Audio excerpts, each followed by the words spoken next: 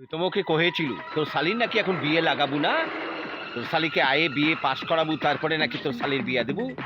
এখন কেন কহেছিস তোর শালির বিয়া দেবো? মুই তো বিয়া করেই ফেলাইছ। তুই কুটি তোর শালির বিয়া দেবো দে, মোর বউ আছে ঘরত, তোর শালিক মুই আর বিয়া করবা নাও।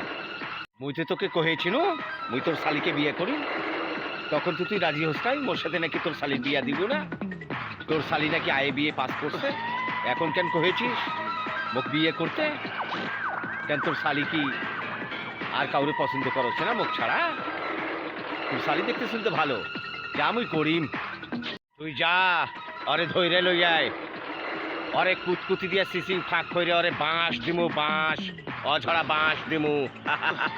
তুই যা, অরে ধৈর্য লই আয়, অরে কুতকুতি দিয়া সিসিং ফাঁক করে অরে বাঁশ দিমু, বাঁশ অঝরা বাঁশ দিমু। আজ পর্যন্ত কোনো মাইয়ার দিকে চোখ তুলে তাকাই নাই রে, চোখ তুলে তাকাই নাই, কিন্তু তোর শালিরে দেখার পর থেকে দোস্ত আর সৌন্দর্য আমারে মুগ্ধ করছে। আমি আরে বিয়ে করবো দোস্ত, তুই বিয়ের ব্যবস্থা করবি দোস্ত, তুই বিয়ের ব্যবস্থা করবি। আমি জীবনে কোনোদিন কোনো মেয়ের প্রেমে পড়ি নাই, কিন্তু দোস্ত তোর শালিরে দেখা নিজেকে আর ধরে রাখতে পারি নাই। প্রেমে পড়ে গেছি তোর শালির।